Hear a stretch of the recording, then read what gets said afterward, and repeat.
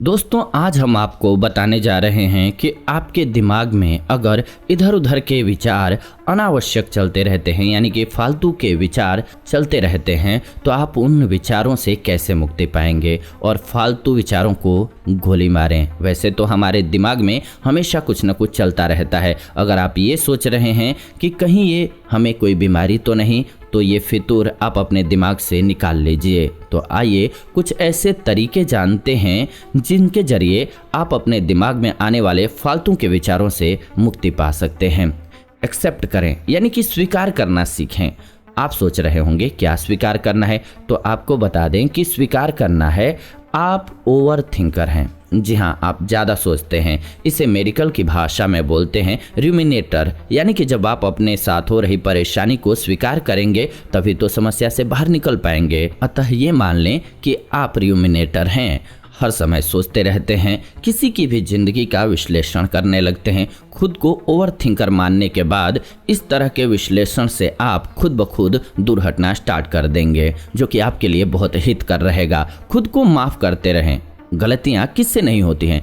कौन नहीं हारता है, कौन नहीं गिरता है? अगर आप कभी हारे हैं, कभी कोई गलती की है, तो इसे सहजता से याद करें वो बचपन के दिन, जबकि आपने पहला कदम जमीन पर रखा था तो गिर जाते थे, बार बार गिर जाते थे। लेकिन क्या आपने प्रयास करना छोड़ दिया होता तो कभी चल ही नहीं पाते, कभी खड़ा हो ही नहीं पाते। लेकिन प्रयास जारी रखा। कभी गिरे होंगे, कभी चोट भी लगी होगी, लेकिन आपने प्रयास करना नहीं छोड़ा और आप उससे बाहर निकल गए और जीत गए।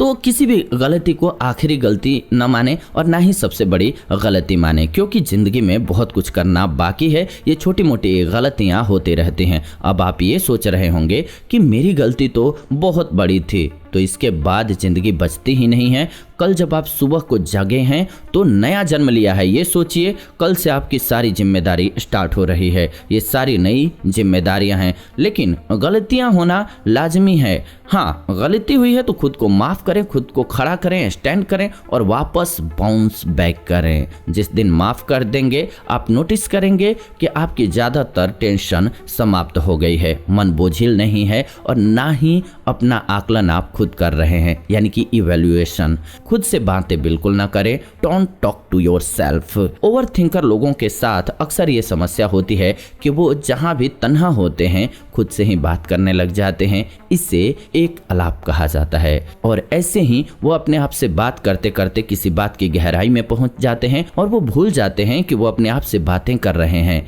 ये बहुत बड़ी समस्या नहीं है और ये कोई बीमारी भी नहीं है। ध्यान रखिए, ओवर थिंकर लोगों को चाहिए कि वो खुद से बातें बिल्कुल ना करें। ज़रूरत हो तो अपने दोस्तों से बात करें। जितना ज़्यादा पॉसिबल हो उतना वो बिजी रहें, किसी भी काम में अपने कार्य को करते रहें और ज़रूरत से ज़्यादा किसी भी चीज़ को तवज्जो न दें। अपने दोस्तों से बात करें, ज़रूरत हो तो अपने फैमिली मेम्बर्स से बात कर लें। अलग अलग सब्जेक्ट्स पर बात कर सकते हैं। फालतू की बात करने से बचें, ये ध्यान रखें। आप हमेशा व्यस्त रहें। चलो, ऐसा होता है कि हम अपने आप पर कंट्रोल नहीं कर पाते हैं और अगर आप खुद को सोचने से नहीं रोक पा रहे हैं तो बेहतर है कि अपने आप को किसी न किसी काम में व्यस्त रखें। किसी भी काम में खुद को व्यस्त रखना सही होता है। बेहतर होगा कि कोई ऐसी हॉबी विकसित कर लें जो कि बहुत इंटरेस्टिंग हो। अगर किसी भी प्रकार के हॉबी में मन नहीं लग रहा है, किसी काम में मन नहीं लग रहा है, तो आप ट्रेवल करने निकल जाइए। ट्रेवलिंग करने से स्वास्थ्य के लिए भी अच्छा है और इसके साथ साथ देश दुनिया की अद्भुत जानकारी भी आपको मिल जाएगी।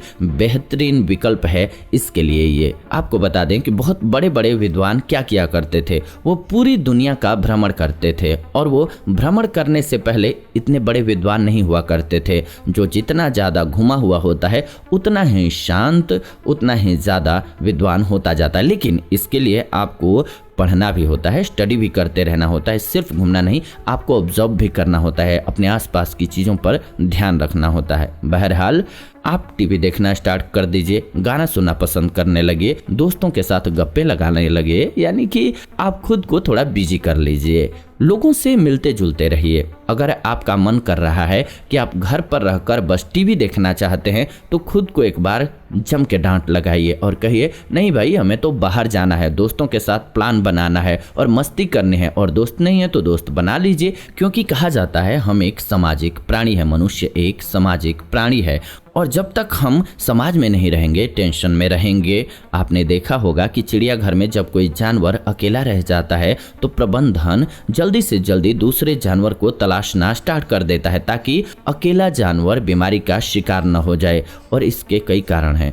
आप समझ लीजिए, जानवर हो या मानव, सभी को साथ रहना ही अच्छा लगता है। और अगर आप अकेले हैं तो समझ लीजिए कि आप मानसिक रूप से बीमार महसूस करते रहेंगे। कहते हैं खाली दिमाग शैतान का घर होता है। अगर दूसरी भाषा में कहें तो खाली दिमाग बीमारी और टेंशन का घर भी होता है। एक बात का विशेष रूप से ध्यान रखें, आजकल हमने एक ऐसी दुनिया बना रखी है जिसका कोई हिसाब ही नहीं है। फेसबुक और व्हाट्सएप में इतने उलझे हैं जिससे कि बाहर निकलने का हमें न सोचते हैं, न हमारी दुनिया उससे बाहर आ पा रही है। आप खुद लोगों से जाकर के मिलिए, बाहर घूमने जाइए। हमें पता है कि अभी लॉकडाउन है, अभी तो नहीं, लेकिन इसके बाद जरूर आप बाहर जाइए, डिनर कीजिए, दोस्तों के साथ थोड़ा मस्ती कीजिए। इससे आपकी सारी प्रॉब्लम दूर होगी, आप खुल करके हंस पाएंगे। विशेष रूप से ध्यान रखें, बाहर घूमते समय, मस्ती करते समय नशे की लत न लगाएं। इसका मतलब ये नहीं है।